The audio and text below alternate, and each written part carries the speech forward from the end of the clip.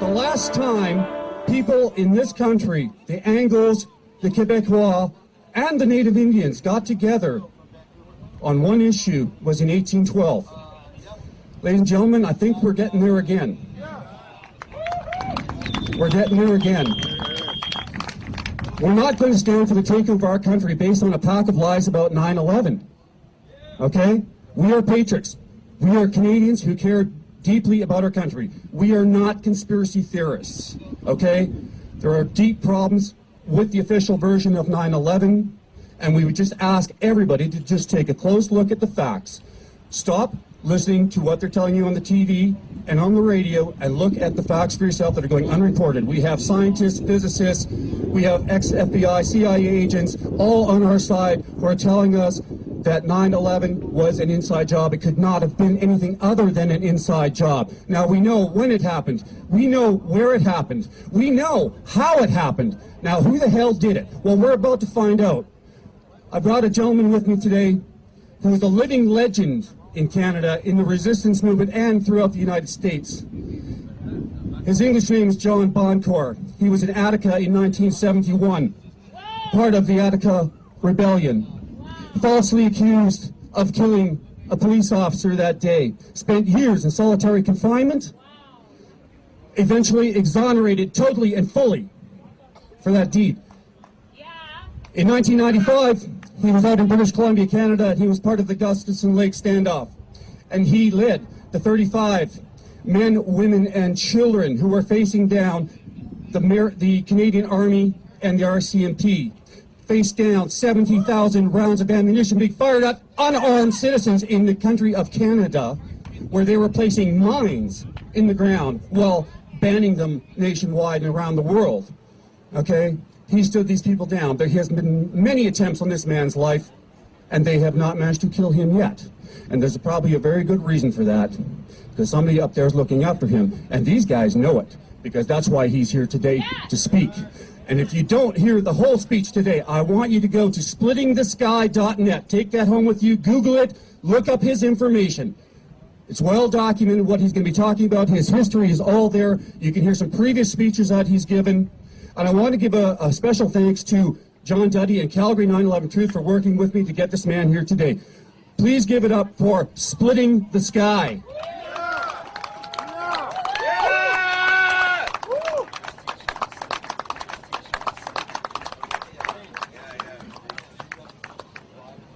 Thank you very much, sisters and brothers.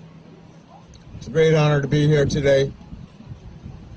It's an honor to walk hand in hand, arm in arm, truth to truth, with fellow 9/11 truthers. I am from New York. I was born in Buffalo, New York.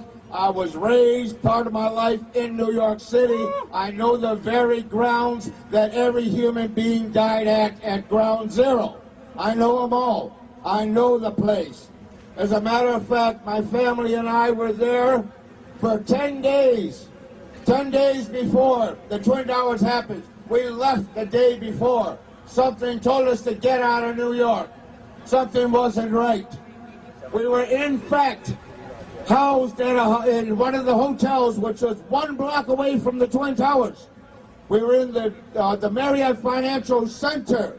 It was under renovation, so it cost cheaper. We were going to go to the Marriott Hotel, which over 400 people were killed on September the 11th. We would have been there that morning if it weren't for the fact that my wife and I decided we had to get out of there for some reason. Something told us, get out of New York now.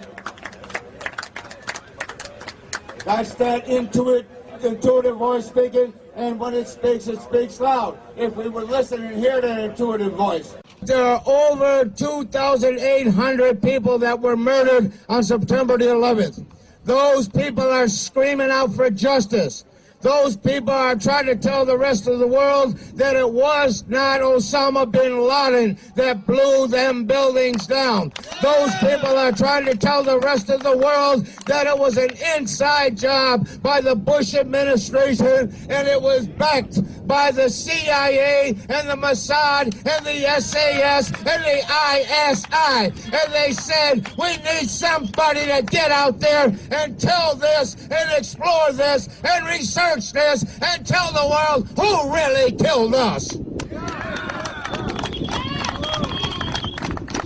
There's gonna be no tipping around the truth here. We're 9/11 truthers. Our job is to tell the truth. Our job is to expose the real killers and to apprehend them and to bring them before an international court of justice, a criminal war crime tribunal, and to indict these people, convict these people, and mete out the sentences appropriate for their crimes of mass murder and treason.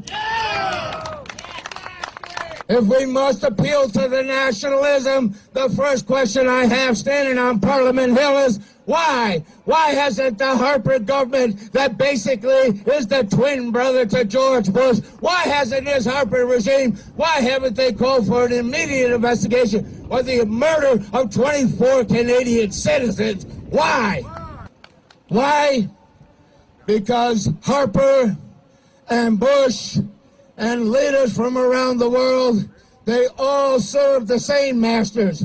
The same masters are the money changers of the world, the ones who control the Federal Reserve Bank, the Rockefellers and the Rothschilds. And now here today,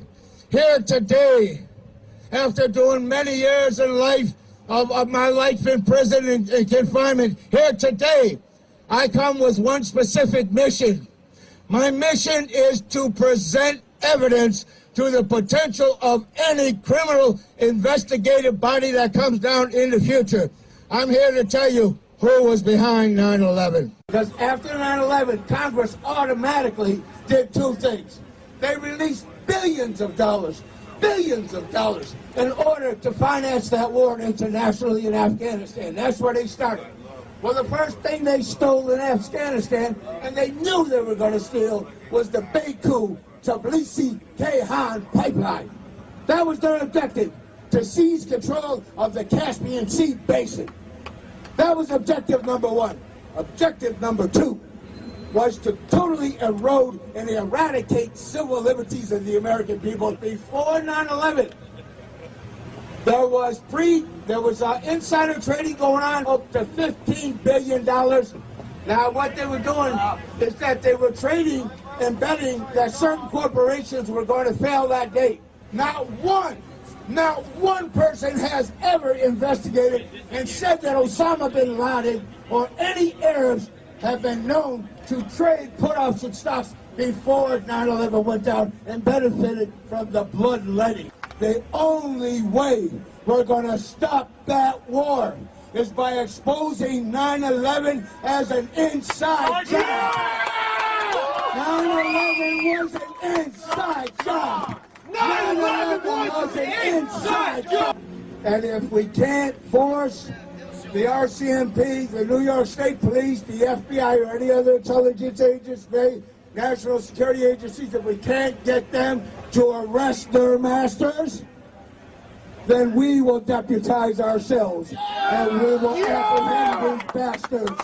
We will seize them. We will go into the meetings in the Bilderberger group and snatch them by the collars and put handcuffs on them and drag them out before the people. Arrest them, charge them, convict them, and mete out the sentence necessary appropriately for mass murder and treason. We're not just sitting here pontificating. People have been killed for a lot less of what I'm saying right now. But I say to you, why worry about assassination when the world is about ready to be bombed to oblivion? You're right. Do you think for 1 second that any one of us will escape? Do you think our children will escape? No, nobody will escape. I'll tell you what, I've got integrity. And I got more integrity and the wealth and dignity to never sell out, to never stick my head in the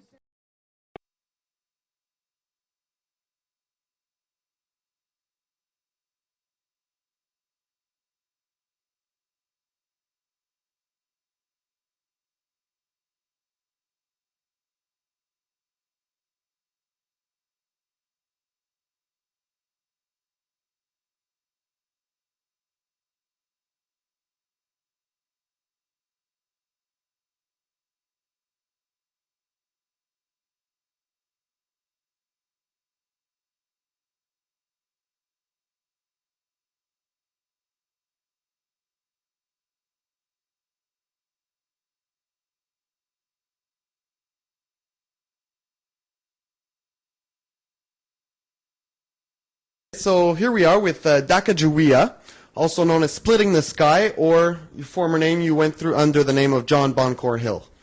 Welcome, Sacagawea. Thank you very much for being with us today. Thank you, Patrick. It's good to be with you. So just to give a little background on Splitting the Sky, in the 70s, Splitting the Sky was involved in the Attica Prison Rebellion, which was a huge rebellion, lasted 5 days against the New York State authorities and everybody like that. It was a big deal back in the happened in 1972, I believe. 1971. 1971. And you were also involved in the Gustafson Lake standoff, which happened in which year? 1995. So you were named #1 political prisoner by the UN ambassador, the American ambassador to the UN under Jimmy Carter, #1 political prisoner in the United States in 1977. Yes, that's true. Okay. And so here today you are going to tell us, you're going to expose the cabal behind 9/11. That's what I'm here for, yeah. And now you've been aware of 9/11 Truth, you've followed it, but you haven't spoken to any 9/11 Truth gatherings or anything until July 5th, 2008 of this year. Well, that was actually my first big coming out, but I had been on a few radio shows prior to that. Just a few months before then, predominantly I was on the Kevin Barrett show. Okay, just a few months before that, but before then you decided to not talk, not speak until you had all the dots connected. Well, yeah, because the reason for that is because the sort of information I intended to divulge is the kind of information that have had people murdered for a whole lot less. In other words, having known the nature of the beast, this system so well for so many years, having come through many years of my lives in prison, I was almost electrocuted for allegedly killing a cop during the 1971 Attica Rebellion. I was in solitary confinement for 17 months and never saw daylight, except the once or twice and a couple times my lawyers came to see me.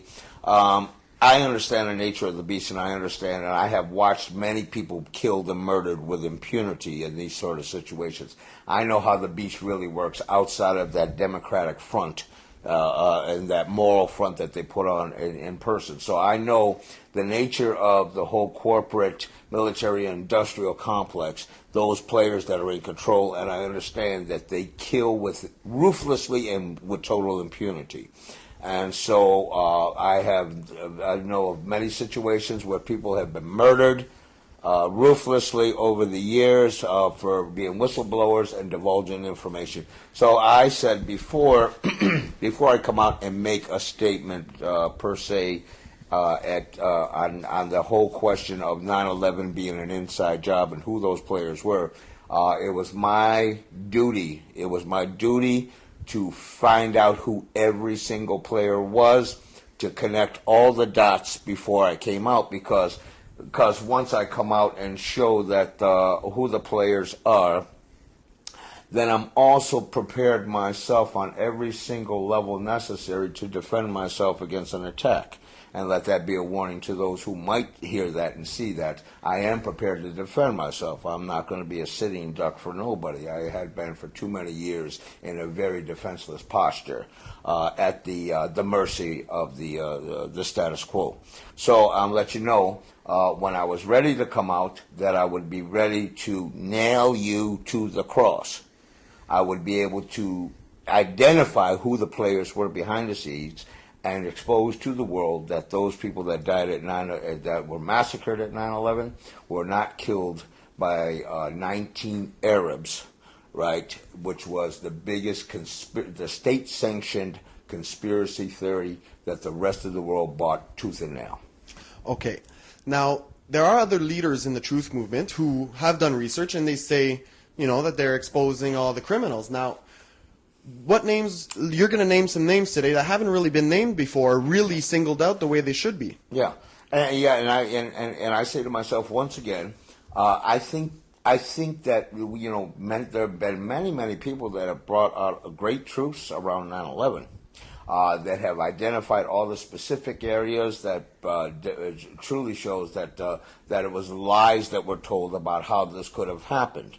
Whether it's how the buildings came down, right? Many people have figured out that those buildings, in fact, came down through implosions, detonations, explosions, and or how whether it was the put option stock trading that was traded behind the scenes. There's general information, right, that was put out by the movement, but they never named the names of who was involved, That's who right. were the recipients of this money.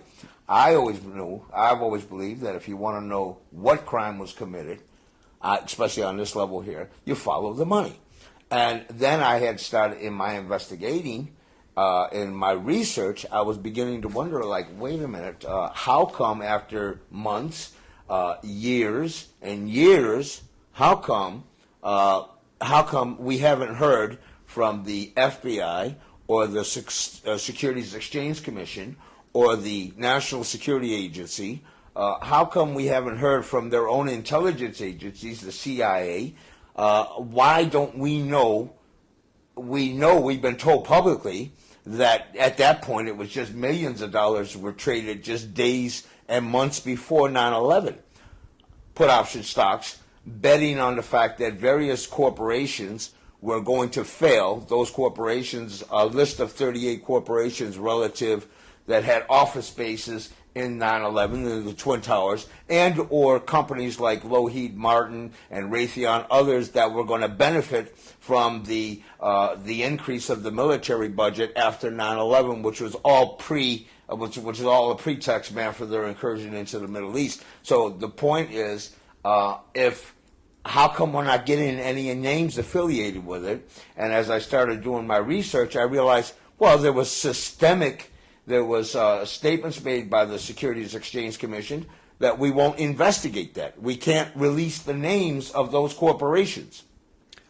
So this starts my investigating of who was behind the put option stocks trading of 9/11.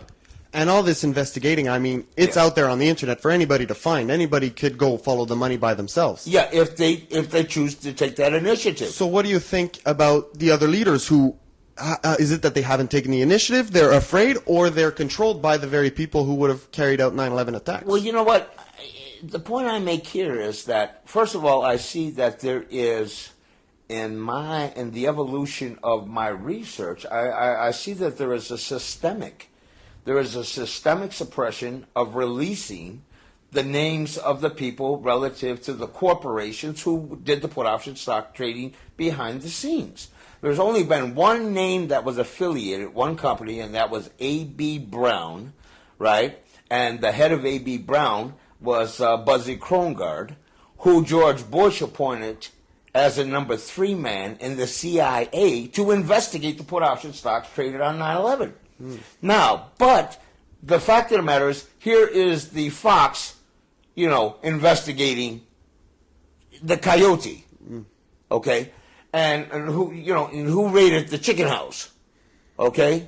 What happened? Who raided the chicken coop? So what you got then, and then they got a clause that the number 3 man, when he does investigate who did the put option tradings behind the scenes, they got a clause called portage, which means they can't divulge their findings.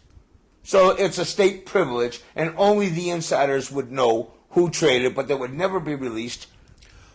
Then you had the Nationals. That's the only one. A.B.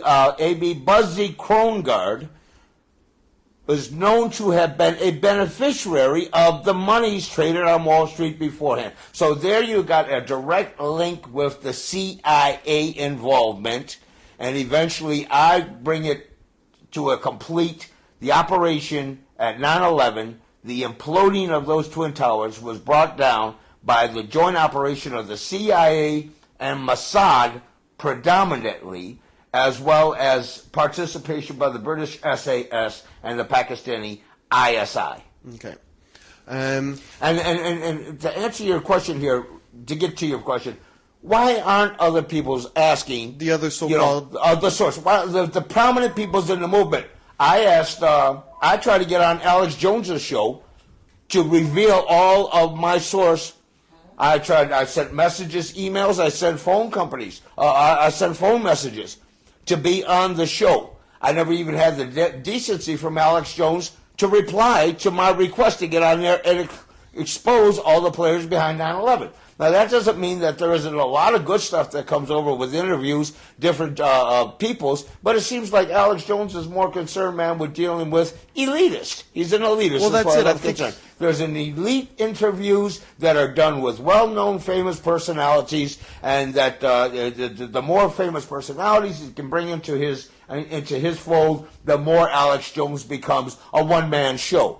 All right. Now that's just a criticism. It's a criticism of the fact that when somebody has offered and has sent, I even sent critiques to his webpage and said, here is a critique. Here are shows that I've already done on smaller levels. Here is even this truth conference I did here with Wayne Prante and the Fraser Valley 9/11 Truth.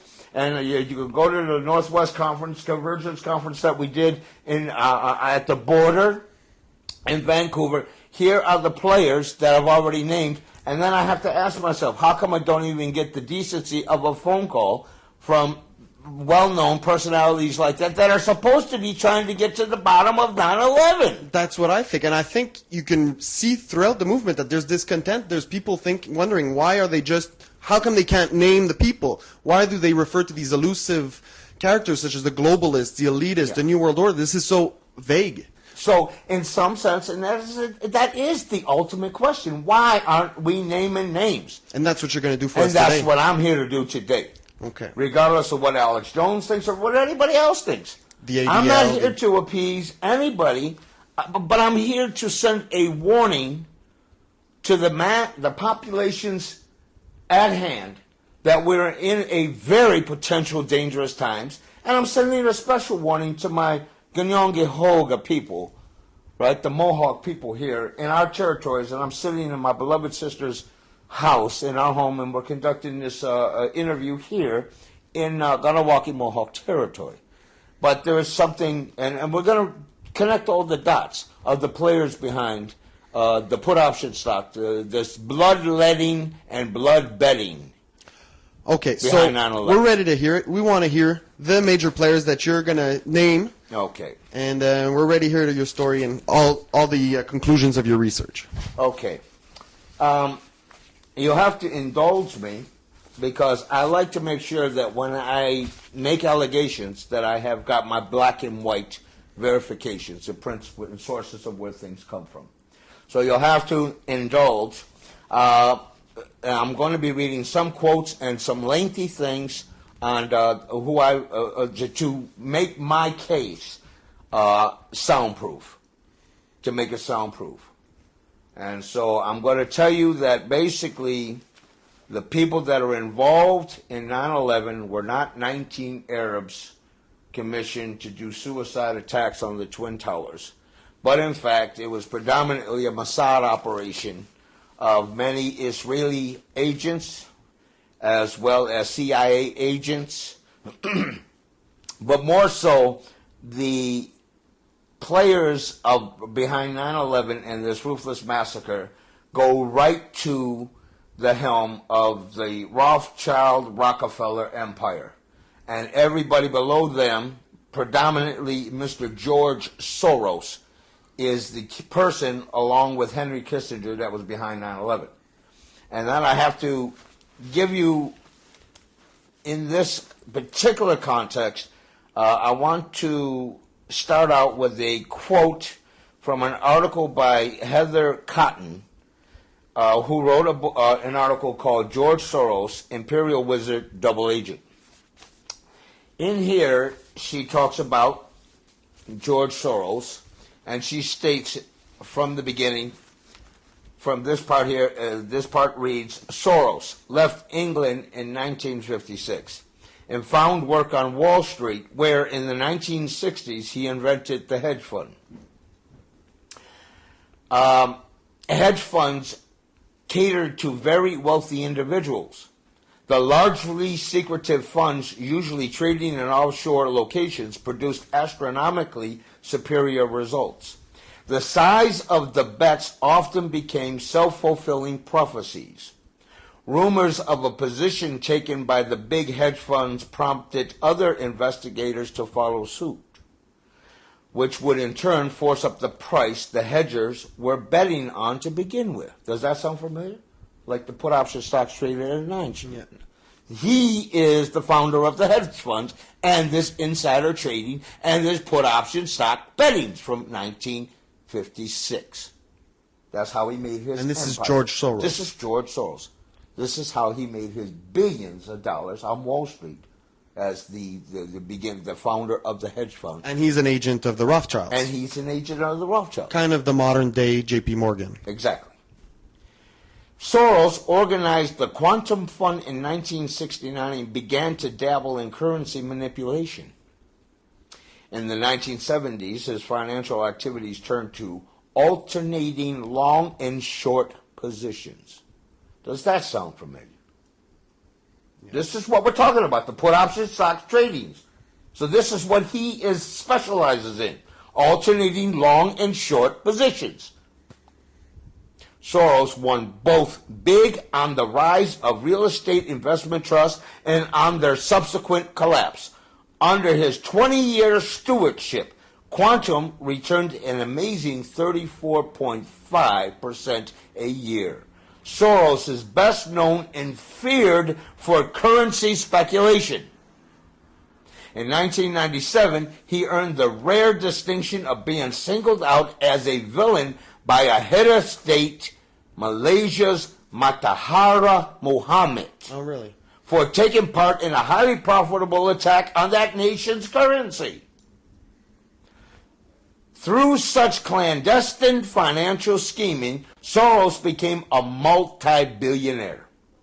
His companies control real estate in Argentina, Brazil, and Mexico, banking in Venezuela, and are some of the most profitable currency traders in the world, giving rise to the general belief that his highly placed friends assisted him in the financial endeavors for political as well as financial gain. George Soros has been blamed for the destruction of the Thai economy in 1997. One Thai activist said, "We regard George Soros as a kind of Dracula. He sucks the blood from the people. The Chinese call him the crocodile because his economic and ideological efforts in China were so insatiate, and because his financial speculation created millions of dollars of profits as it ravished the Thai and Malaysian economies. Soros once made $1 billion in one day by speculating, a word he abhors, on the British pound. Accused of taking money from every British taxpayer when he speculated against the sterling. He said, when you speculate in the financial markets, you are free of the most moral concerns that confront an ordinary businessman. I did not have to concern myself with moral issues in the financial markets. This is a Soros quote. In other words, amorality is the order of the day when it comes to put option stock betting and trading. Now here's a guy who's basically saying he would have no problems with orchestrating the collapse of the Twin Towers and watch thousands of people massacred and have absolutely no moral consciousness about the act. This is the way I read this statement. Soros has a schizophrenic craving for unlimited personal wealth and a desire to be thought well of by others. Now, isn't that amazing? Here's a guy that's a ruthless trader and is considered Dracula and crocodile. And here's a guy that wants to be thought well of. Who we also saw this morning, I saw on CBC Sunday, talking about the economic collapse in America and how it'll probably affect Canada and everything. There he was this morning. I'm coming to talk to you, and I saw him on TV this morning. Which is the anticipated next 9/11. Yeah. The next 9/11 will be the implosion of the market, and that the next thing will be bread lines again. That'll be 10 times, 100 times worse than the bread lines of 1929. We're ready to enter an economic depression. And do you think he'll stand to gain at this if he knows ahead of time? Of course he does, because he can hedge his bets. He knows what's going to happen. I mean, he's been known. He learned from the best, and his master is Nathan Rothschild. And Nathan Rothschild was known right back to the the War of 1812. He knew at that point, the Napoleonic War in 1815, he knew the war between Napoleon and Cromwell. Well, this wouldn't be Nathan Rothschild who's alive today. This would be his No, father. this is the first Nathan Rothschild, not the one today. The Nathan Rothschild today was behind 9/11, and George Soros was his point man. But they knew that Wellington was going to lose. They financed both wars back in the day, the Napoleonic War, and they knew that Napoleon was going to lose, right? And so Nathan Rothschild the first went and stand before the bank, and as he stood in front of there, he looked all sad, like he was going to lose a lot of money. And when everybody else, all the investors, saw that they were going to lose the money, they all went and they cashed in their stocks, and they sold it to Rothschild for pennies. And it turned around, Rothschild knew that it wasn't Wellington that was going to lose, but Napoleon was going to win. And so he turned around and reinvested. He bought all their stocks, and that's how he got his first billions of dollars as for this insider trading. And this information actually is available in a documentary called The Money Masters. Which It's it's in The Money Masters. If you get a chance, Google in The Money Masters and watch the whole history. It's 4 hours long. It's 4 hours long, but you need to look. You need to invest, and that's exactly where I got that information. You need to learn your history in case Masters. it repeats itself. You have to know history to understand. You have to know who you're dealing with historically to understand what you're dealing with today. So now, what I find out, okay, now I'm gonna continue to critique Mr. Soros here. And remember, always bear in mind that when I'm talking about Mr. Soros, I'm talking about Nathan Rothschild today, the Rothschild Empire, as well as the Rockefeller Empire, because they're totally intertwined. Now, one thing you have to do, and if you don't mind, I'm just going to flip stuff as I don't need it and just get it out of my way. Because there will be, here's another little point. I want you to know that George Soros is one of the major investors in the Carlyle Group, who profited billions of dollars from the 9/11 war that happened, the so-called war on terror. But the war on terror is a bogus war on terror. So I've always got to add that adjective before the war on terror. There's a little note here on George Soros, and it says this. And this was a quote from Michael Rupert. Michael Rupert states, major power brokers like international financier George Soros are backing moves to remove Bush and Soros. And Soros is opening his sizable checkbook to do it. I was dismayed recently to see that a board member of the ostensibly independent Pacific Radio Network advocated direct solicitation of funds from both Soros and the CIA-connected Ford Foundations. Soros, who has or had business ties with Zbigniew Brzezinski, Henry Kissinger, the Carlyle Group, the CIA, Radio Free Europe, Wesley Clark, Richard Allen, and George W. Bush through Harkin Energy, is not a friendly, tree-hugging progressive out to save the world. He is the fist in the velvet glove to the neocons' baseball bat across the nose. Soros, a member of the Council on Foreign Relations and Bilderberger Group, also sits on the World Economic Forum with many Rockefeller interests.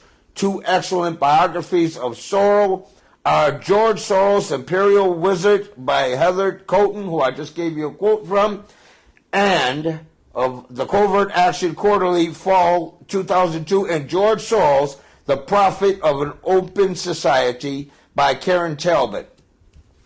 Now, the next piece of this is an investor in the notorious Carlyle Group, an investment fund that the Bush and bin Laden clans were simultaneously invested in. The collection of influential characters who now have worked, or have invested in the group would make the most convinced conspiracy theorists incredulous. They include, among others, John Major, former British Prime Minister Fidel Ramos, former Philippines President Park Tae-jung, former South Korean Prime Minister Saudi Prince Al-Walid, Colin Powell, the President's Secretary of State, James Baker III, former Secretary of State Caspar Weinberger, former Defense Secretary Richard Darman, former White House Budget Director, the billionaire George Soros, and even some Bin Laden family members. You can add Alice Albright, daughter of Madeleine Albright, former Secretary of State, Arthur Levitt, former SEC head, the Securities Exchange Commission head, William Kennard, former head of the FCC, to his list. Finally, add in the Europeans Karl Otto Pohl, former Bundesbank president and now deceased Henry Marte, who was the president of Aero Patel and Eaton Davidsnog, former president of the Belgian General Holding Company. Carlyle emerged from the shadow in spite of itself on September 11, 2001.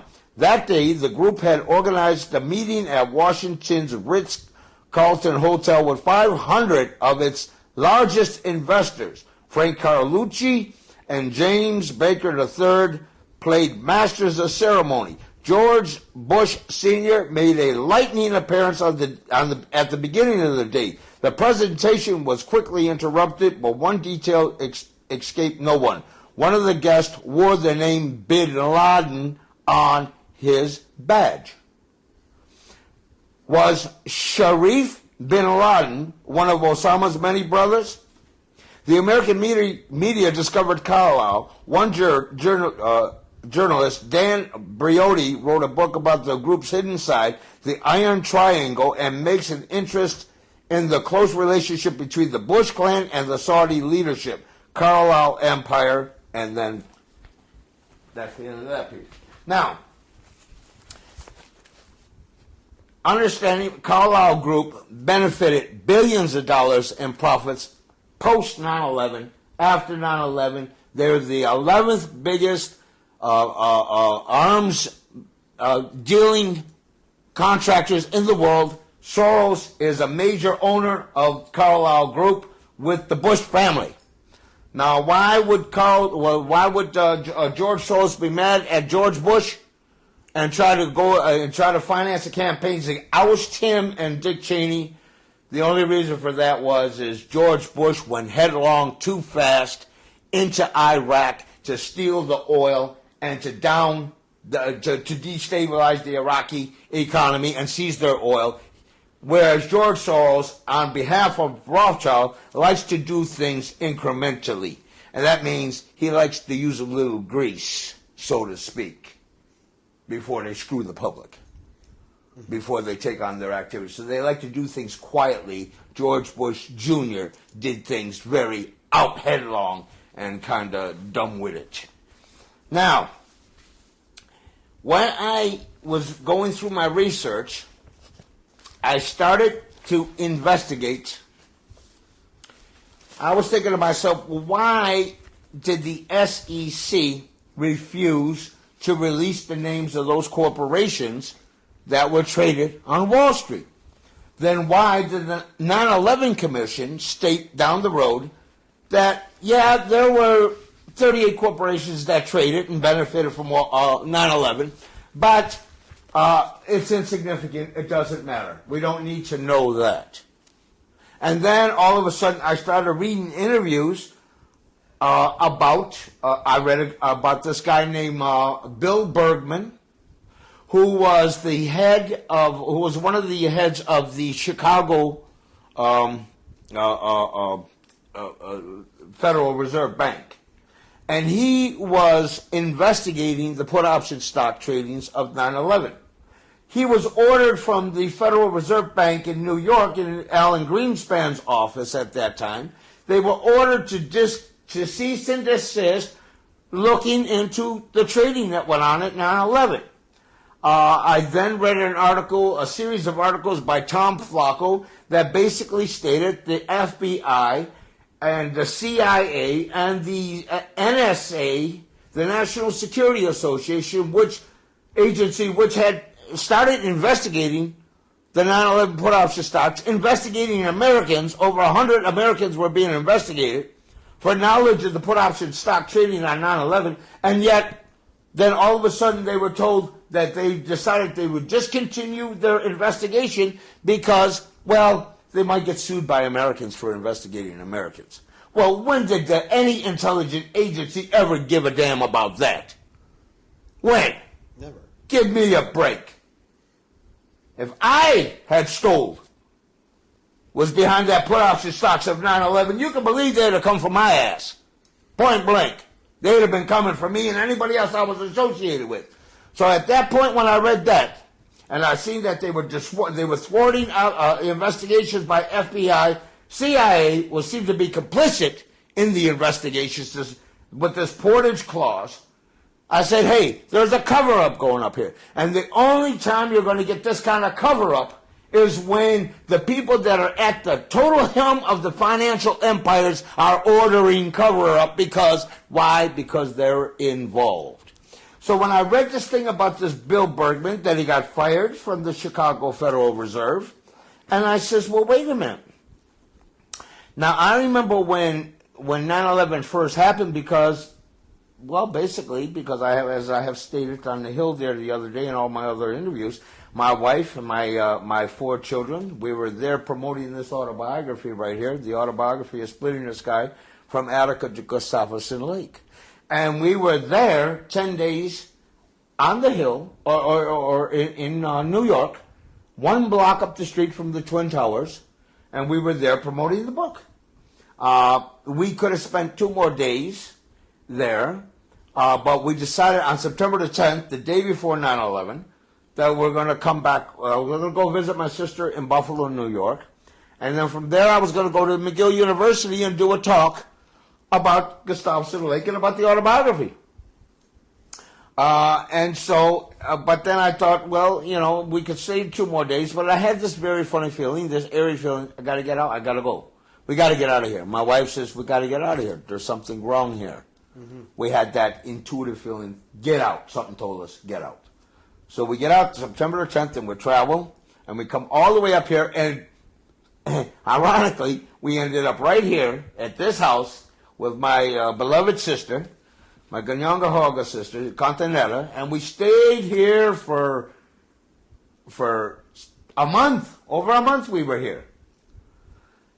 But we heard about 9/11 happened that morning. Continetta said, hey, they hit the Twin Towers when we didn't get here till 4 o'clock in the morning. That intuitive feeling, it almost is like, it's what I rely on also to know that 9/11 was an inside job or whatever. Like, sure. I saw some of the documentaries and it sounded right, and it seems it's the only thing you can trust these days if you can't trust the media or the government. And you have to trust your instincts, and you have to understand that we have intuition. I mean, but also you have to trust your senses. You can look at those buildings, at the Twin Towers, and you can say to yourself, well, on the one hand, those buildings are getting attacked from the top, but even without attacking from the top, while it's being attacked from the top, but you look at those buildings when they came down, how many times have you seen buildings that were imploded in the news all the time? Buildings come down by demolitions, implosions. When you looked at those buildings and they came down free fall and they fell in their own footprints, you know that they were, that those buildings were brought down by explosions, and because they fell so perfectly in free fall time. Yeah, exactly, and so it's important to trust your instincts. Absolutely, and there's really funny is that one of the persons that brought me to New York to promote your book, to promote my book, was a young fellow who I really think was a really good person. I think he really meant well. He was a very nice young man. His name was William O'Neill. But then I find out that he had seen this documentary we done. And it was a documentary on Gustafson Lake called Above the Law, Part 1 and Part 2, and he's seen it. He loved it, and he said that he wanted to help promote the book. So he financed us to come there. Well, this Will O'Neill happened to be related to David Nelson Rockefeller, the Rockefeller family. and I believe his mother was the Rockefeller sister. I'm not totally sure. But in any event, the guy paid our way there. He put us up in the hotel, which was the World Financial Trade Center, which was a block up from the Twin Towers. Now, we would have been in the Marriott Hotel, which was right next to, which was part of the WTC complex, and that Marriott Hotel, 400 people were killed in that hotel when those buildings came down. But he got a little cheaper deal by putting us up in the place that was being renovated, the World Trade Financial Center. So we were a block up that really put us out of harm's way, in a sense, if we had stayed for that one more day. But also in that building when we were there, I saw, with my own eyes, maybe 200 FEMA agents running around in that building. Well, they were admitted to have been there before. I mean. Well, yeah, but of course, in the beginning, FEMA said that they weren't there until September the 11th.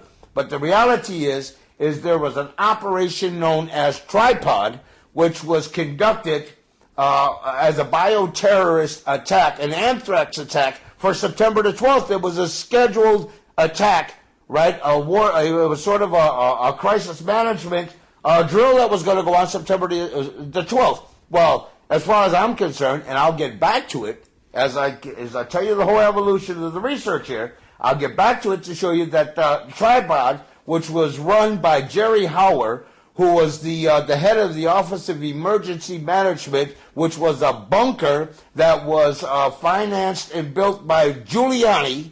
So you got Rudy Giuliani, who was the former mayor of New York, and my political nemesis, and remind me to ask you why I said that in the interview, how he was a political nemesis. He used me in his second campaign as a campaign issue, against Ruth Messenger, but I'll get back to that. Now, again, when I saw this Bill Bergman, and they fired him, and I said, well, what is going on here? Nobody wants to follow the money. They're hiding. So then I Googled him. I go to the internet and I Google, who owns the Federal Reserve? So as I Google, and all of a sudden I get this really slick graphic chart of who owns the Federal Reserve. Then it's the Rockefeller and the Rothschild families.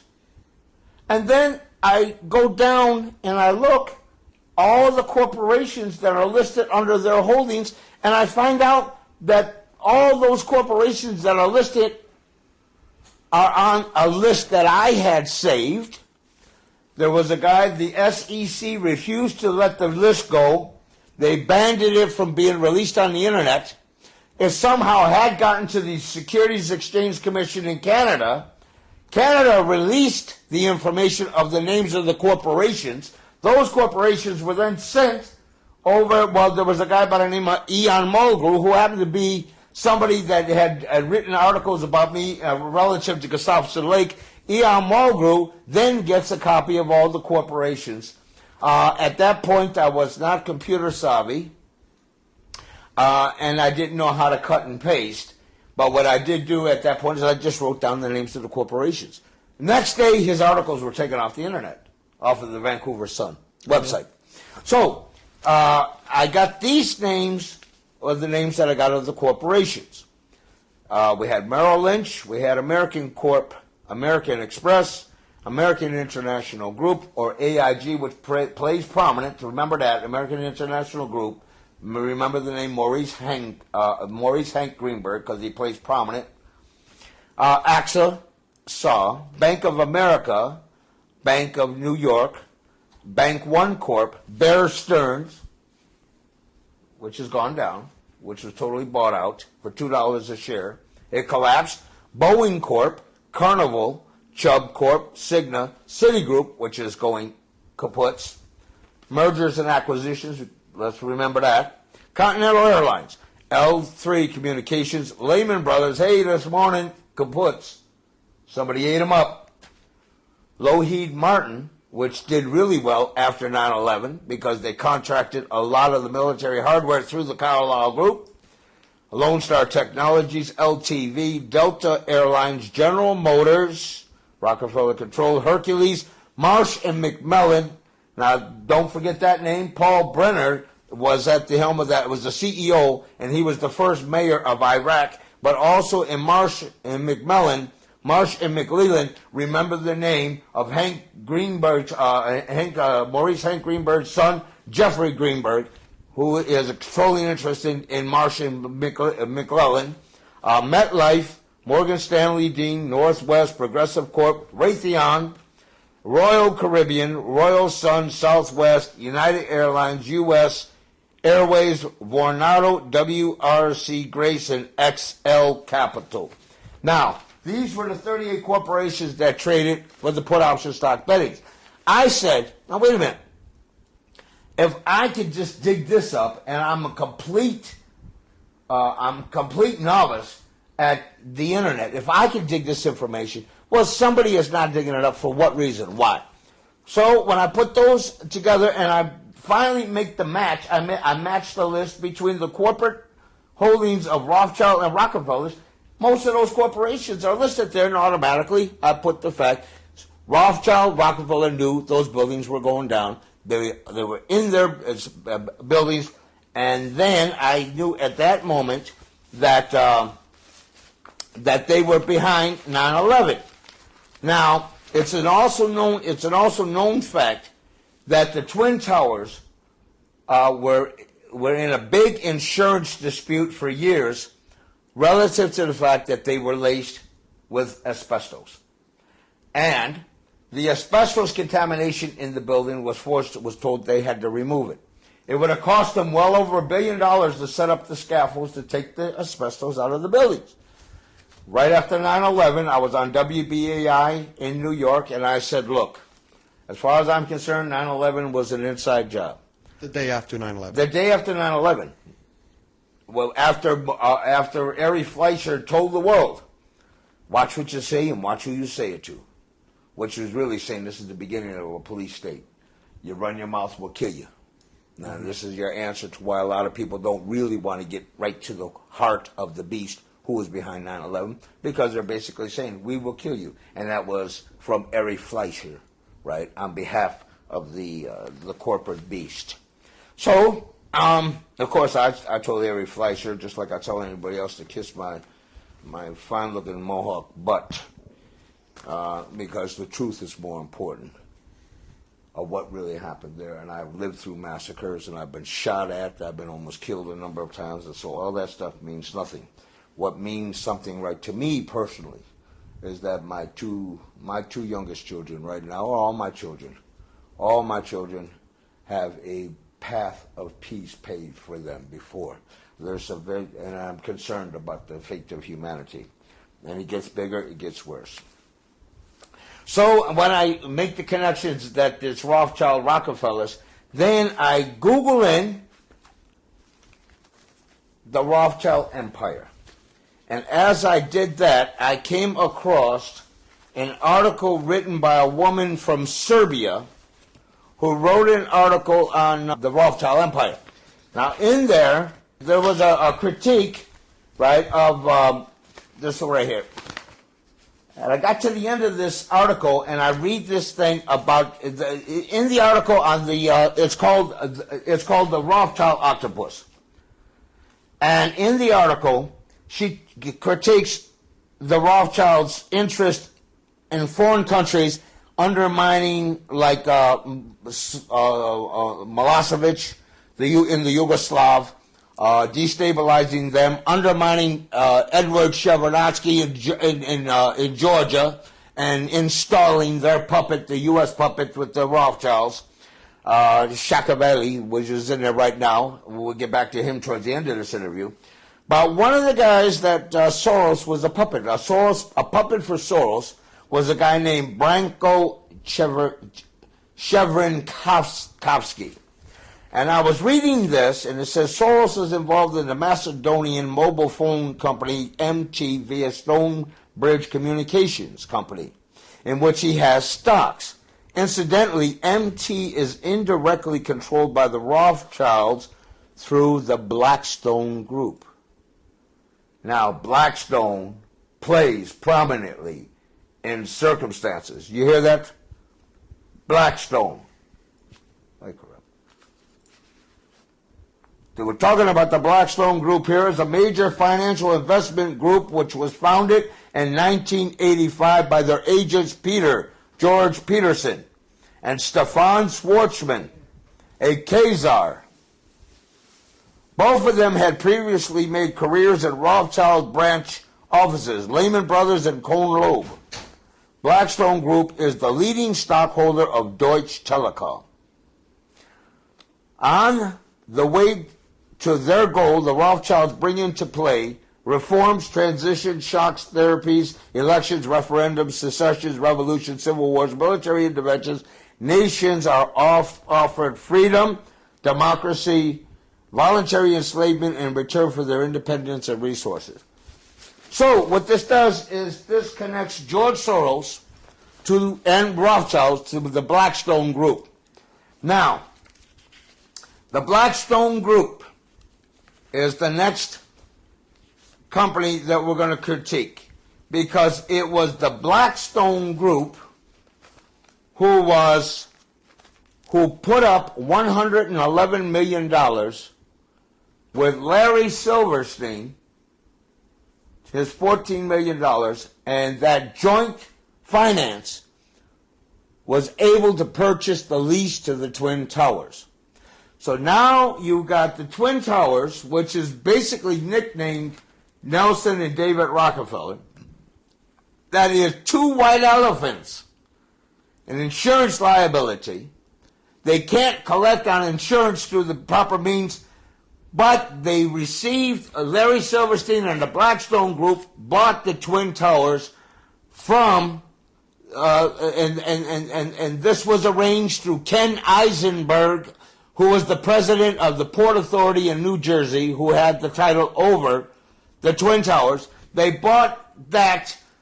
Silverstein bought it with Frank Lowry, and they bought the Twin Towers. Blackstone Group was behind it. So therefore, automatically, we've made a connection right now with Rothschilds, George Soros, and the Blackstone Group buying the Twin Towers. So if they knew they bought the Twin Towers and they knew they were white elephants and Larry Silverstein with Frank Lowry and the Blackstone Group had written into their insurance policy 6 weeks before that they would be able to collect if anything happened to those buildings by a terrorist attack, the clause for terrorist attacks were included 6 weeks before. Now, is that coincidental? No. That shows a pre-motive that you got two white elephants that they know they're going to blow up and bring down, and they're going to collect insurance on it to the tunes of billions of dollars so they don't have to pay. Well, a skeptic would say that the Twin Towers were already the target of a terrorist attack in 1993. Now, people who are more aware would realize that there was probably inside job factors in that 1993. Well, absolutely it was an inside job, and it's a and it's the same players we're talking about. That was one of the first attempts they made to bring those towers down. No, but I mean, taking foiled. a terror insurance policy on terrorist attacks would have been normal for the World Trade Center. A person would have. Sure. But they were unprofitable. Right. Big way. Well, what happened was, and those towers were supposed to come down in 1993, and they would have come down if it weren't for the fact that the person that thought they were actually going to do a dummy drill and put that carload of explosives up against that van, up against the pillars, they didn't realize that it was real. When they realized that they had real explosives in there, they refused to put it in there, which is why the pillars weren't knocked down. I'm going to take a break at this moment here.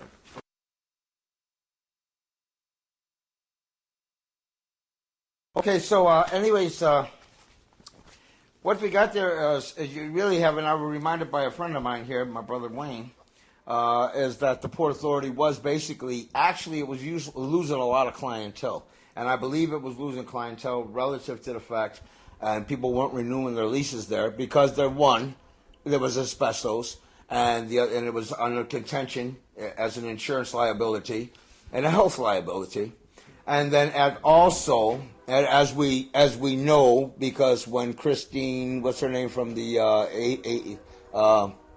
the Christine. The EPA. The what? EPA? The EPA. Remember, it's Christine Whitman said that it was safe after 9/11. The air was safe, and of course, we got thousands of first responders dying from cancer. Hundreds and hundreds are dead now. Thousands are slated for death.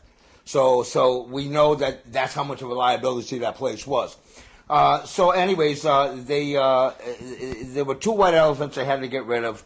And then, of course, we had the asbestos and the fact that they just weren't generating enough money out of there. So this big scam came down. And so now, I think it's important to understand how did they come down. I say that sided with the Rothschilds, Rockefellers, Soros, Kissinger, right on down. There was a fella by the name of Pete Peterson, who was one of the owners with a guy named Stefan Schwarzman, and he's the owner of the Blackstone Group. Now, it's important to understand that Blackstone was contributed $111 million with Larry Silverstein for the purchase of the lease for these Twin Towers, when in fact they know that's not generating any money, they're losing clientele, and that the fact is this laced with asbestos. So the motive is, let's get rid of the white elephants. So now, again, Blackstone plays prominent. And so we're talking about Pete Peterson, who was the former head of the Council on Foreign Relations. He was the president in 1985. And, of course, the Council on Foreign Relations is heavily involved behind 9/11. Many of the players. He was also the president of the New York Federal Reserve Bank in, I believe, 1992, one of those years. In any event, Pete Peterson is one of the fellas that was indicted by the San Diego Citizens Grand Jury.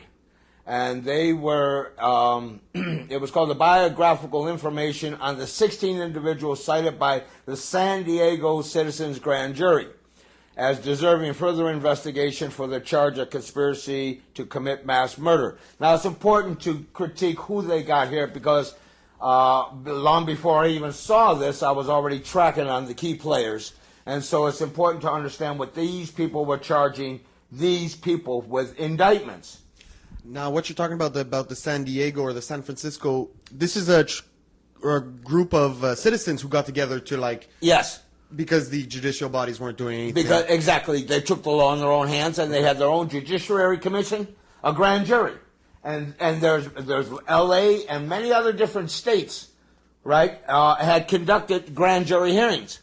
Now, these people indicted, first of all, Rudy Giuliani, mayor of New York between 1994 to 2001, collaborating with Jerome Howard as his deputy of emergency management between 1996 and 2000, assistant U.S. district attorney in the Southern District of New York, collaborating with Jules Kroll, the founder of Kroll and Associates, Associate Attorney General of the United States, 1981 to 83, U.S. Attorney for the Southern District of New York, collaborating with Michelle Cherkasky and Elliot Spitzer. Now, it's important to understand that Elliot Spitzer, who should have been investigating the crimes committed out of 9/11, Spitzer, right, was petitioned by almost 200,000 well-known movie stars, engineers, scholars for 9/11 Truth, academics and engineers petitioned Elliot Spitzer to investigate the murders that were committed on 9/11, and Elliot Spitzer never acted on that. And the reason for that is because he was a very good friend of both Rudy Giuliani and Jerome Howard, who played significant parts in 9/11, bringing those Twin Towers down. Now, there was a guy by the name of, there was this fellow that happened to know Spitzer, and basically he said this about him. He said, Elliot Spitzer acted as a firewall preventing public disclosure of his friend's role in the anthrax attacks that occurred shortly after 9/11. In addition to facilitating his associates' windfall from the bloated insurance payouts at the World Trade Center, he even accused the Spitzers of covering up the real perpetrators of the 9/11 attacks itself. Now, what does that mean? Elliot Spitzer was the one who argued amicus curiae, the brief for Larry Silverstein, to win the monies at the Twin Towers.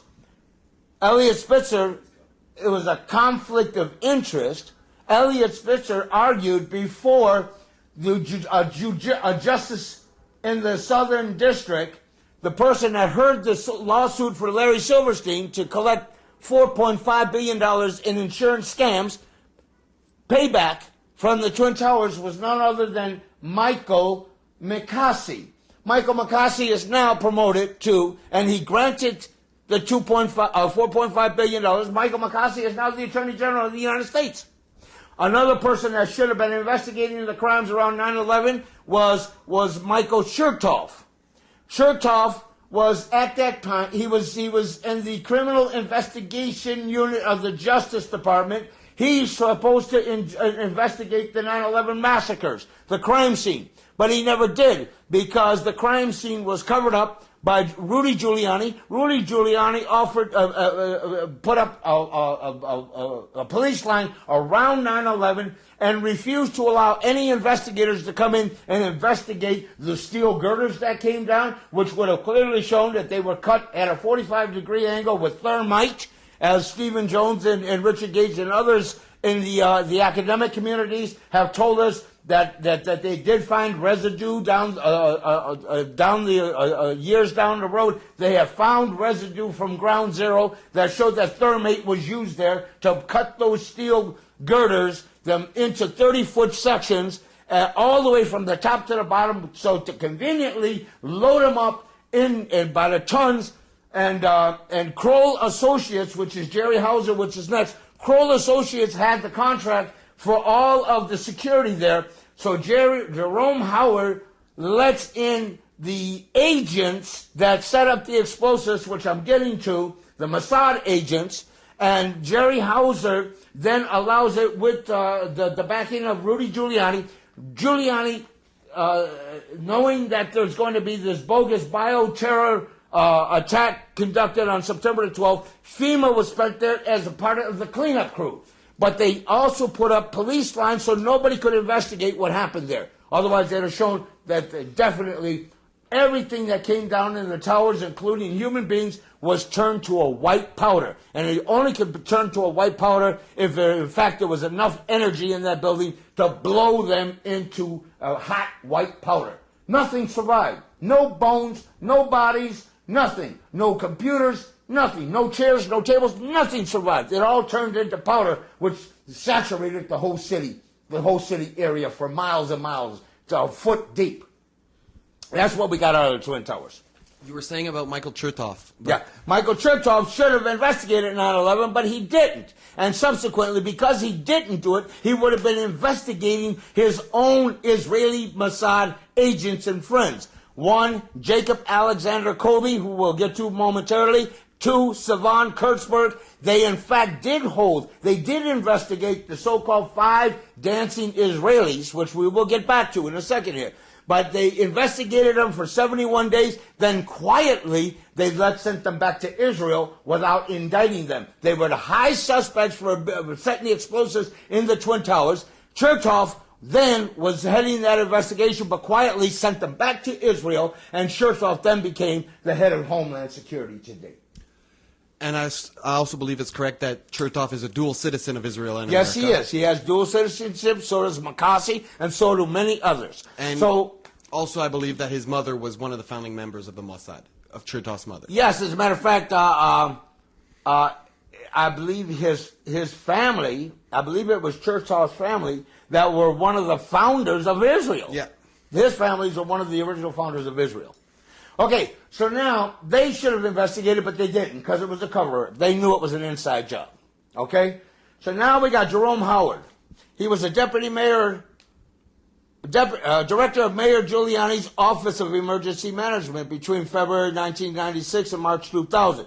As such, He was primary in the building, the city's emergency command center on the 23rd floor of the World Trade Center, Building 7, and in warning about the emergence of the West Nile virus 1 year before it appeared in New York City. Managing director of Kroll on 9/11, when he advised Dan Rather, this is very important, in an interview immediately with Dan Rather after 9/11, he advised Dan Rather of CBS that demolition had not brought down a twin tower, and that the day's attack bore the fingerprints of Osama bin Laden. Now, how the hell did he know that? But that was the first injecture before anybody even had a chance to set up a police line and to set up an investigation. Oh, it was Osama bin Laden. Okay. Senior advisor to the U.S. Secretary of Health. I don't know if we need to go there, but anthrax, and we could go there, but we don't need to because I need to close this in. Now, there's Thomas Pickard. There's Michael Cheraski. But the next one I want to deal with is Larry Silverstein, primary leaseholder of the Twin Towers and World Trade Center Building 4, 5, and 6 on 9/11/01, having taken official possession of the properties from the Port Authority of New York and New Jersey 7 weeks earlier, developer and primary owner of the World Trade 7 building on 9/11, linking him to Peter G. Peterson and Maurice Greenberg, recipient of insurance awards worth hundreds of millions of dollars, WT7, or several billions of dollars for Twin Towers since 9/11/01. Interviewee who told the public broadcasting system documentary America Rebuilds of September 2002 that he and New York Fire Department commander had jointly decided on the WTC on 9/11/01 to pull it. Okay, then there's Richard Cheney, who, by the way, was former CEO of Halliburton, which gained billions of dollars from the invasion into Iraq. Then there's Donald Rumsfeld, who we don't need to deal with him at the moment, but he's a key player in 9/11. Marvin Bush was a member of the board of directors of Securicom. This is George Bush's brother, Marvin. Another firm entrusted with the security for the Twin Towers as of 9/11/01, also entrusted with security for United Airlines in Washington, D.C. Dulles Airport on the 11th, 1990. Okay, now Wirt Walker was his cousin. He was the CEO of Securicom, later Stratotech, between 1999 and 2003.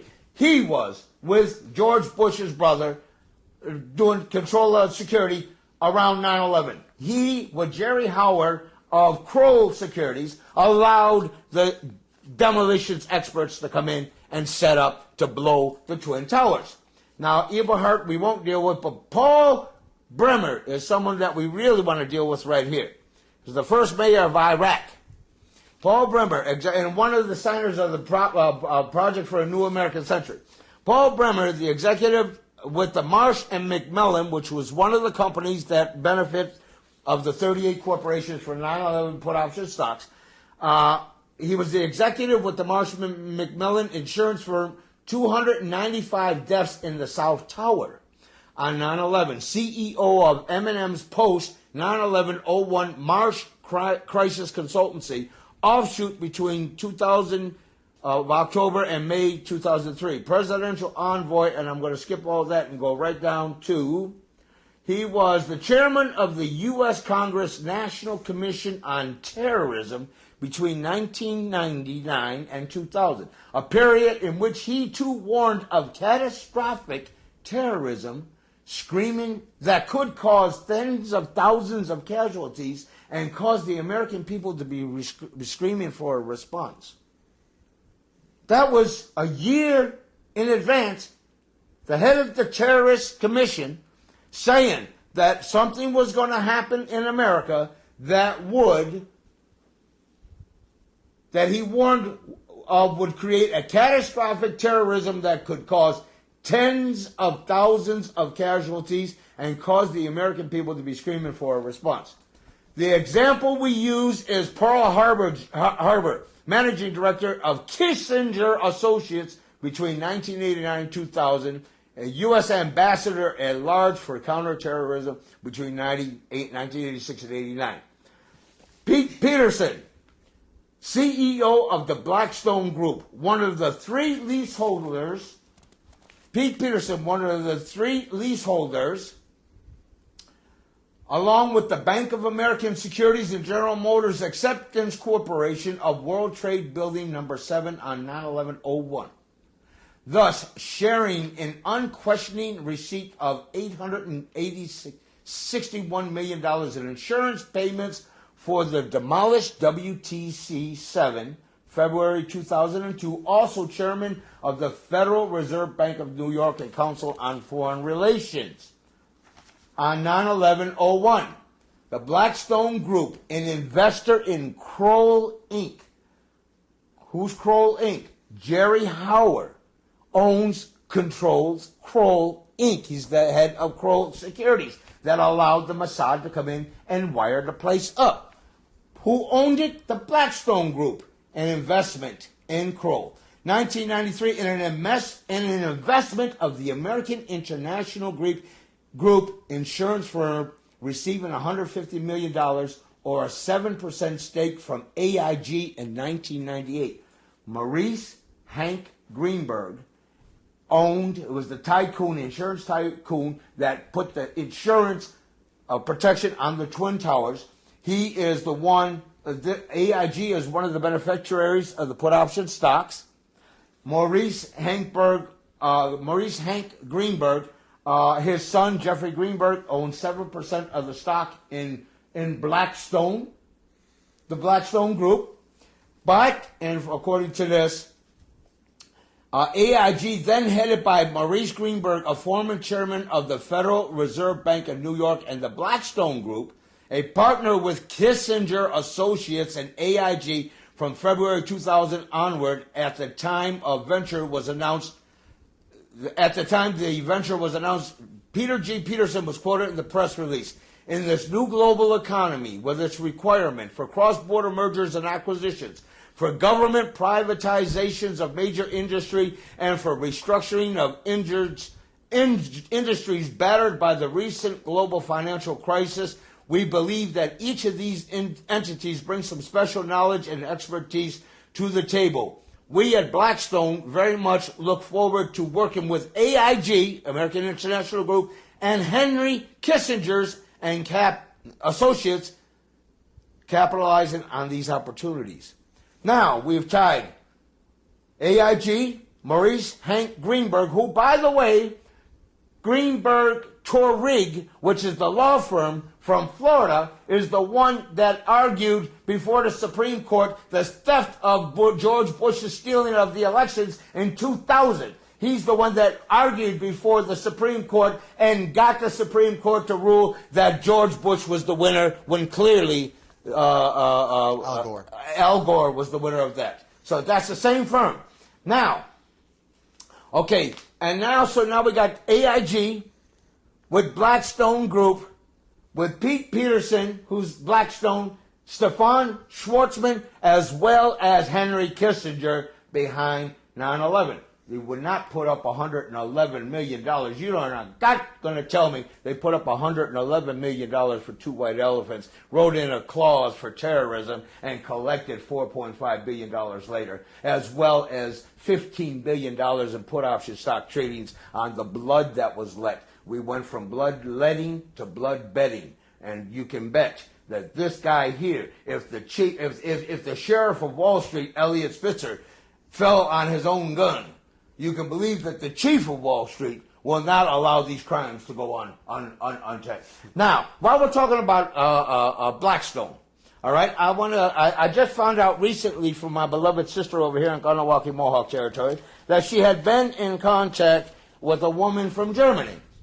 And there is a situation happening right now in Six Nations Mohawk territory. That's where my family's originally from. My grandfather is Clarence Hill from Ashwegan Mohawk territory. My mother was Joni Hill, and that's where our roots are. Our roots are in Ashwegan Mohawk territory. What we find out is that there was a fellow protester in there, a Mohawk, by the name of Boots, who set up a tent in front of one of the buildings that I got a note here. he set up a tent in front of Kingspan Insulation of Ireland, and he stopped the five. They basically had to shut down and get out. He was responsible for stopping $5 billion in illegal development in our Haudenosaunee territory. Then he moved his tent to block the construction of a huge development project, the Hampton Inn Resorts, which Hilton, was part of the Hilton hotel chain, which, according to a German source, is owned by the Blackstone Group. Well, the same people that brought down the Twin Towers and made billions of dollars and put out shit stocks are the same people that are trying to set up this Hilton Hotel in Hongwe, in Haudenosaunee territories. And speaking with my sister Cantanetta, we discussed that it seemed also like I said to her, it doesn't seem to me, why would the Hilton want to put up a hotel in Haudenosaunee territory where there really wasn't anything around it tourist worthy? And then I said, they're not trying to put up a casino anywhere in the area, are they, for their upscale clientele to come in from all over the world? And she said, yes, there is a casino going up in Brantford. So, now, automatically, 1 and 1 equals 2. If it looks like a duck, sounds like a duck, and walks like a duck, well, it must be Blackstone Group. Okay? So that's what we're looking at. So now we got the Blackstone Group, who was the killer mob with Larry Silverstein behind 9/11, and now, and the same group over here is threatening Haudenosaunee territory. Because it's very convenient now for the Jewish mob, for the Italian mob, for every Russian mobs and every mob in North America that is into gambling, prostitution, and the likes. It is very convenient for them to utilize Indian territory, Haudenosaunee territory, sovereign territory, governed by the guy in NWO, the Great Law. It is convenient for them to utilize our tax-free basis in order to set up multi-billion-dollar casino operations in our territories. And so now, the warning to the Confederacy is we've got to critically look at who's moving into our territory, and we've got to support those people that are putting up tents and putting up resistance against the invasion of those at the helm of the 9/11 massacre. So we've now tied 6 nations with 9/11. Now, it's a warning to the Confederacy. Back in the days, people would be brought up as pine tree chiefs for bringing these kind of warnings. But today, well, we're just glad that we can get from one place to the next place without getting killed. Anyways, the corporation from the Hampton Hotels there was an email sent from the people in Germany, and they said that Hilton Hotels Corporation and the Blackstone Group today announced the appointment of Christopher J. Nassetta as president. Anyways, it's shown that there is this direct connection. We move on. David Rockefeller, principal in creating the World Trade Center and the building of the Twin Towers, is chairman of the Downtown Lower Manhattan Association between 1958 and 1975, beneficiary of more than $1 billion in public funds for said construction, beneficiary of his brother, the governor of New York, Nelson Rockefeller, whom I know very well, installing more than 20,000 state employees in the WTC-2, the South Tower, in 1970. The potential losers of billions of dollars from renovations necessary to the Twin Towers by the year 2000, the Chase Manhattan Bank, and the Council on Foreign Relations, and he's also co-founder with Zbigniew Brzezinski and George Franklin of the Trilateral Commission. Now, this character here, Brzezinski and Soros and Kissinger, are currently moving into Russia to try to establish Georgia and Ukraine as NATO allies, which would block Russia's access to the Black Sea, which Russia says when that happens, there will be nuclear warheads going across the borders, going back and forth. There is a real potential for a nuclear war, and this is why I'm saying it's so important to the 9/11 truth movement. It's so important of the warrior societies of the Haudenosaunee to know that 9/11 was the pretext for the invasion into Afghanistan, for the seizure of the Caspian basin, the Caspian Sea basin, the pipeline that went through the Baku-Tbilisi-Ceyhan pipeline. It was all orchestrated to justify an invasion, to seize the resources in Afghanistan and into Iraq, the oil in Iraq, next Iran, and then down with Hugo Chavez in Venezuela. We are sitting on what Khanawake told us about the prophecies in the last day about the two serpents battling at sea, and that it would become so hot that the trees would burn from the top down and the oceans would boil and the fish would turn up on their bellies. Khanawake was describing the advent of a nuclear war in the times of the cleansing. We, the Haudenosaunee, as the keepers of the Eastern Door, must begin to get back to the fact 9/11 was an inside job, and it was conducted, this massacre, on Haudenosaunee Mohawk land. As the keepers of the Eastern Door, we have got to warn the world, we have got to get the truth about what really happened at 9/11 to apprehend the criminals and create a war-style, Nuremberg-style trial to indict them, to convict them, and to mete out the sentences necessary to stop them from the advent of a nuclear war. Last and foremost, Maurice Greenberg is the AIG leading U.S.-based international insurance organization. By the way, 9/11 was an insurance bonanza. After 9/11, everybody became so insecure, afraid of terrorists. The insurance values went up 35%. The largest underwriter of commercial and industrial insurance in the United States, according to Webster in February 2000, between 1968 and 2005, AIG, a major shareholder in Marsh and McClellan, headed by Maurice Greenberg's son Jeffrey on 9/11/01. McMillan was a major recipient of the put option, bloodletting money of the put option stocks.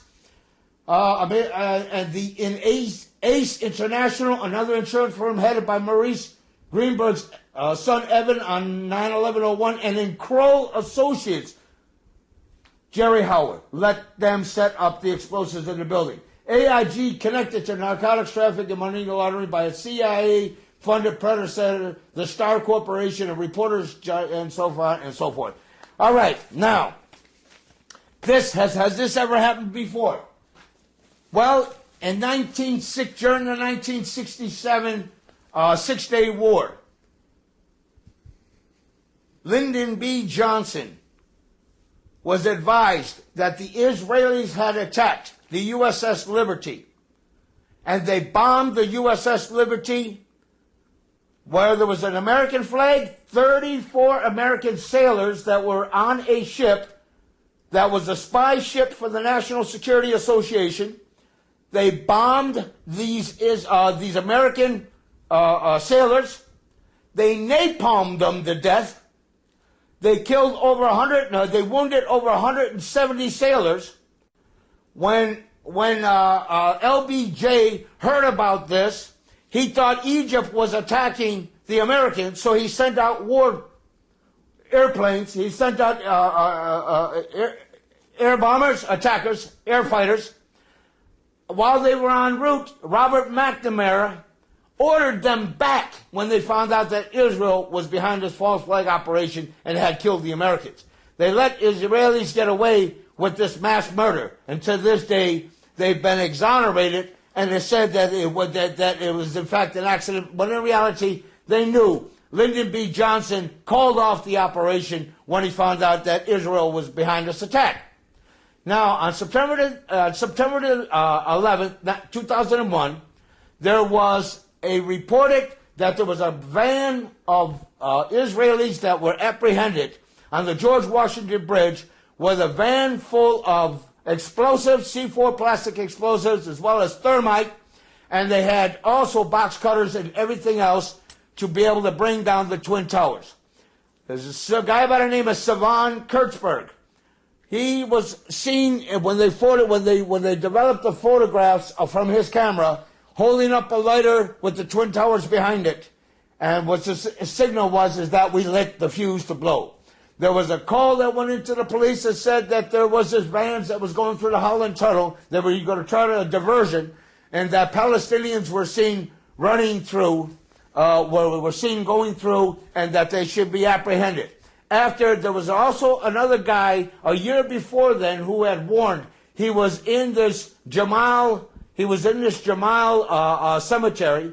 He overheard this guy that got out of a townhouse limousine talking with two other guys who said that the Americans will know what it's like to live as under the rule of terrorists, like the Palestinians. The Americans will know what this means when we hit the Twin Towers in September. This is all documented in a documentary called Missing Links. Go to this. There was also, on that morning, there was 5 Israelis that were seen from a house in Liberty, at the Liberty State Park. The dancing Israelis, they were called. They were jumping up and down for joy that these people, that the Twin Towers had been hit. They were happy, they were joyous, because, well, obviously, the mission to set up and blow those towers had been accomplished. So now they could make the Arabs look completely bad by saying it was Arabs that had committed these atrocities against Americans. Now, the thing about it is that these Arabs, the 5 Mossad operatives, it was found out later that they were Mossad operatives. These Mossad operatives were held for 71 days, and as we said before, Chertoff allowed them to leave the country back to Israel, and these are prime suspects in the blowing up of the Twin Towers. Mossad, Israeli, CIA connections. Names that go with it, others that had benefited from put option stock tradings, was none other than Jacob Alexander Kobe, or Kobe Alexander. And he, along with 5 of his workers in a corporation, he was CEO of the Odigo, who warned Israeli citizens in advance, 4,000 Israeli citizens in advance, that there was going to be terror attacks at the Twin Towers. The 5 agents were responsible that was working with him out of Odigo transferred to work with Converse back in Israel. Converse is owned by Soros, and those 5 Israeli operatives from Odigo had transferred almost $300 million in put option stock money from 9/11. Now, German intelligence has told us, Andre von Bülow has stated very clearly in documentaries that it's a known thing internationally that $15 billion was traded on Wall Street. And I'm saying to you here today, in the best clear possible language I can give to you, that what I have outlined here today is Israel and the U.S.'s involvement in the 9/11 tragedy and massacre. I'm saying to you right now, for the sake of time and for the sake of film, I'm saying to you right now that if we don't apprehend these criminals and bring them before a war crimes tribunal and stop this naked aggression of all the players that I have named, and more to be named, but I have connected all the dots for you. I've connected the dots of who's really behind 9/11. I have said it in public forums on my website, www.splittingthesky.net. I've said it 100 times. It took me 7 years to research this and find out who was behind 9/11. I have put all the dots, connected all the dots. I have brought it before you, the people, and I say now it's time for us to take responsibility. I never said a word about it in the whole time that I was investigating it, because I knew at some point this kind of information would have Mossad operatives and or CIA operatives, FBI, whoever, they would send somebody to hit me. I'm not afraid of being hit because I've lived a very long, noble life, and I've done it with integrity. I've never sold out. They've never been able to buy me. They've never been able to have me turn against the will of humanity. I am more concerned about the future of the 7 generations of Haudenosaunee people, indigenous people, and people in general. Because today, you, non-white people, or non-indigenous people, you become the Indians of today. And if you think that we're bullshitting, well, you just have to look. But I'm saying, I am no longer, after seeing this tape, you are no longer allowed to be an ostrich with your head in the sand showing me your butt. I don't want to see that. I want to see your face. I want to see you actively getting yourself involved in the 9/11 Truth Movement. I want to thank these people from the Montreal 9/11 Truth Movement, the Calgary Truth Movement, the Fraser Valley Truth Movement. I want to thank the Haudenosaunee people. And I know What's happening right here, now listen to very carefully, what's happening right here is already foreseen 700 years ago. And I'm speaking to those that know the prophecies of the Khanawake. What's happening here today is prophecy fulfillment. We're sitting on the verge of the prophecy, the fulfillment of prophecies. We have to act, and yet we can win. The prophecies say we will win, but we must unite and we must rise up in critical mass and bring them down. Because it's only a handful of filthy, dirty men that have controlled the finances of the world, the Rothschilds and the Rockefellers, and they're doing it with groups like the Blackstone groups that are behind 9/11. But you must understand that Blackstone and Blackwater is your enemy. Blackwater is a 20,000 trained mercenaries for the Blackstone group. They are trained mercenaries that went to Iraq and killed thousands of innocent Iraqis. They went down and shot and killed many people down in Katrina in Louisiana, New Orleans, from Baghdad to the Bayou. They're 20,000 strong. They work with FEMA. They work as independents, answerable to nobody. They are the hitmen for Blackstone. They are the hitman for the New World Order. We have got to prepare ourselves to fight against these people, because pretty soon, one day, those same peoples that are trying to come in and set up gambling and set up casinos and set up hotels in Hotel Haudenosaunee territory, these people are going to come in with Blackstone mercenaries and wipe people out, and the blood will flow according to And I'm reminded by a friend of mine that we're all suffering from a disease known as Sorosis. George Soros is at the helm. George Soros is not the great philanthropist you think he is. George Soros was behind 9/11, created 9/11, and he even wrote the statues after 9/11 on the Hill in Congress, where basically said that this 9/11 was a pretext for a war that will never end in our lifetime. It's a bogus war on terrorists. He created the war with Henry Kissinger and the whole cabal I have just laid out, and yet they put out millions and millions of dollars to the anti-war movement to keep the anti-war movement only dealing with the effects of the war, the murders, and the genocide that's being, and the millions of people that are getting killed for these greedy bastards. And that's why you got people like Amy Goodman and Noam Chomsky and all these other guys. They know what's going on, but they won't talk about 9/11. I will say, it looks like Michael Moore is about ready to do something because he's gotten 9/11 first responders who have been dying by the thousands. Michael Moore knows that the guys that he took in the movie Sickos, the ones he took for treatment down in Cuba, that are dying from asbestos poisoning and other toxic poisons. But he also knows that the police and the fire department in New York have said they heard massive explosions before the towers were hit. William Rodriguez says the same thing. He was down there. He's called the hero of 9/11. Let's not be fooled. Let's get ready to fight a battle for self-defense for humanity. It is our children. It is the next generation. 7 generations. We've always been told, when we think of what we're going to do, everything we're going to do, how is it going to affect 7 generations from now? Well, this is how I intend to help that 7 generations to be able to pave a path for peace, a peaceful path for our children to walk on. I have children, and I expect them, and I know they are counting on me to get out there and fight. So if they kill me in the process, don't matter. It don't matter. You know, we all got to die one day anyways. We got to die one day. We got to be responsible to ourselves. When you look in the mirror and you say to yourself, when I got the truth, did I heed the truth?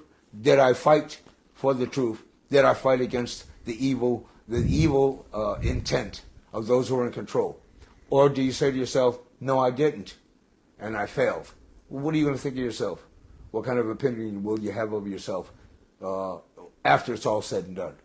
So this is a message to the people of the Haudenosaunee. It's a warning, and it's a people of all walks of life. We've got to unite, we got to fight, and we got to create a Nuremberg-type war crimes tribunal. We have got to get the intellects of the world together and demand And hopefully, maybe we can even have in an independent, sovereign, indigenous territory where we can call for this indictments and bring these people, make these people face the music.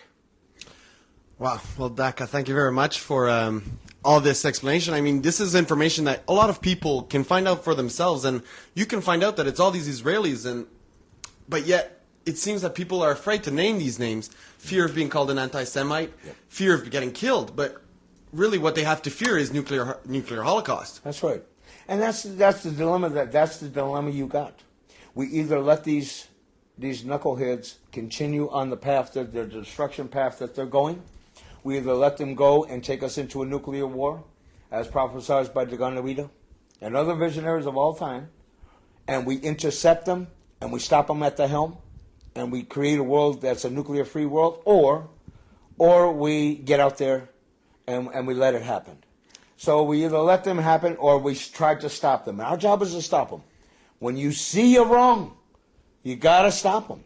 As far as being worried about being called an anti-Semite, why? It's not even about Semitism. The guys that are at the helm are not Jews anyways, right? They're not. They're Ashkenazis. It's not really Semites. They're not Semites, so it's not even an Israeli anti-Semitism. If an American does something wrong, if I say that the CIA was involved with this operation, which I do say, because I say that the CIA was involved in it, that doesn't mean that I'm anti-American. I love Americans. There's lots of my friends are Americans. I have lots of Jewish friends. But just because I say it was Israeli Mossad that was involved in it, right, a criminal element, that doesn't mean I'm saying Jewish people, because there's thousands and thousands of Jewish people that know that this was an inside job, and they are opposed to the war machine. They're peaceniks. So are we. We are for peace. But we're also the rise of the warriors of the rainbow. And anytime, collectively, that's all of us, we're all warriors of the rainbow for peace and security for our people, sovereignty and independence against U.S. colonial rule and hegemony worldwide. So the point of the matter is, we are prophesied to come together, and we will do that. I am not worried about being called anti-Semitic. Well, why? It's not even a question of being anti-Semitic. Anytime a person can tell you, a government or people can tell you, anytime they can tell you, right, that you are anti-Semitic, or they can stop you from doing anything. You can see here clearly Americans, Israelis, British SAS, and Pakistani ISI was involved in a massacre. But then you say, well, if you say Israelis, they're anti-Semitic, does that give them carte blanche? Point is, we have the power to take control. We outnumber them. And we are going to take control. We are going to be the winners of this. And right now is a time that we have to do this. Do you think it's any coincidence that the Canadian government has designated the Mohawk resistance as a terrorist group along the lines of Al-Qaeda and all other resistance groups around the world? No, it's not a coincidence. And the reason for that is the same powers that be that control on the international levels, the international bankers, the Rothschilds, the Rockefellers, and all of their minions and their hired killers like Blackwater, and everyone that's been named in the armed forces and militaries and police and intelligence. The reason that they have called us terrorists as Ongwe, right? Ongwe people, Ginyonge Hogas, or people of the land of the Flint. That's who we are, Mohawk people. We're the Ginyonge Hogas, people of the land of the Flint. The reason they have given us that label is because they know, according to prophecy, they know that we will defend the great law with our lives. We will not allow the great law to die, even if we got other things that have been imposed into our way of, but the great law will survive. The great law, the Guyanagoa, was the oldest constitution in the world. And 700 years ago, Khanawake brought the great law, the Guyanagoa, to us. He was a Huron prophet. And he came to the Six Nations to help unite the Iroquois, the five. Who? Don't forget about Jigusasi. Yeah. And he, Degosasni was a woman that had taught many things had taught the power of women in government to the Ganawida, and that's why our Gayanagoa and our culture is a matriarchal society. Women have equal power in the Gayanagoa. The whole principles of the democratic principles of the two-thirds majority vote, the concept two-thirds majority vote, the people's referendums, women's equality, and all of these kinds of democratic principles came from the Gayanagoa, the Great Law. And these were then borrowed by the so-called founding fathers of the American Revolution. And this is what they based the U.S. Constitution and the Canadian Parliament on our Gayanagoa, our Great Law. So now, in this day and age, in order for these that are in power, they're trying to create a one-world government, a new world order, where they're at the helm, and they're doing away with the state and Constitution. So this is why you've got the complete, after even 9/11, this is why you had the pre-written Patriot Act ready to be passed. Patriot Act 1, Patriot Act 2, which completely dissolves the civil liberties of the American people, which does away with the constitutional rights, which is a reflection of our Constitution, the Great Law. Many of the tenets in there, which does away with the Bill of Rights. The Gayanagoa is the biggest threat to the one world order, because it was prophesied in the last days that when the Gayanagoa had gone worldwide, it had been used by peoples and corrupted worldwide, it would come back around. And when the time when the great danger of the Confederacy would happen, the peoples of the world would ask to come under the white roots of peace, the great tree of peace of the Gayanagoa, to come under that protection, and to come under the true tenets and intent of the Gayanagoa. Well, that's what's happening right now, because people around the world are asking to be admitted into the Great Law.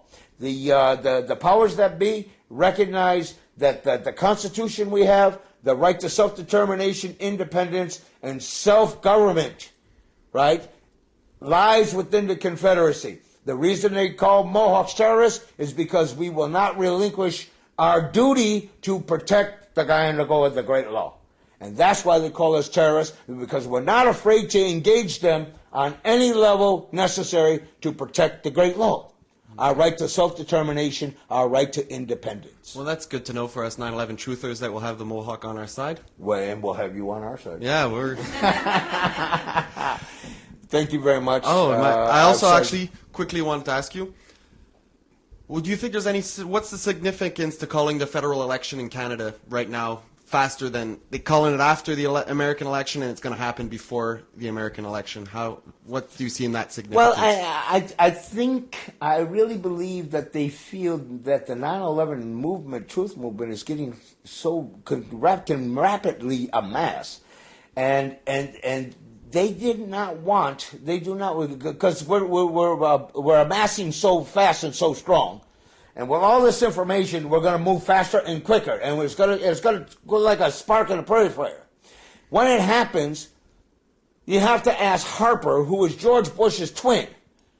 You have to ask him, why haven't they called for an investigation of the 24 Canadians that were killed in 9/11? So they want to get it out the way before we become critical mass. So they want to get that in there. Also, they're moving in time with the U.S. elections, and a lot of people don't realize, but Obama, who everybody's all hyped up about as the new change in America, well, Obama, by the way, happens to be, his foreign advisor happens to be Zbigniew Brzezinski. They're pushing for an attack on Russia and China. They intend to create a theater of wars, as was written in a strategy for a new defense, which was part of the PNAC documents, the Project for a New American Century. And basically what they're doing is they're going to go for an all-out war. Obama is the difference between Obama and or John McCain. But the difference between the two is like the difference between Coke and Pepsi. There's no difference. The only difference now between Coke and Pepsi is that behind the scenes, both bottles have been shaken. So when you pop the lid, there's going to be a major explosion. Both of them bottles are going to blow. Don't matter who you get. What we have to do is re-empower ourselves. We got to take back the government. We are the government. We, the people, are the government. These are just peoples that are elected by us. We're the power. We're the people. We're the government. And we're going to seize these criminals and these mass murders and bring them to justice. Or we're going to die trying. Well, thanks a lot, Dakajuia. Assalamu alaikum ya rahmatullah ya rahmajeen.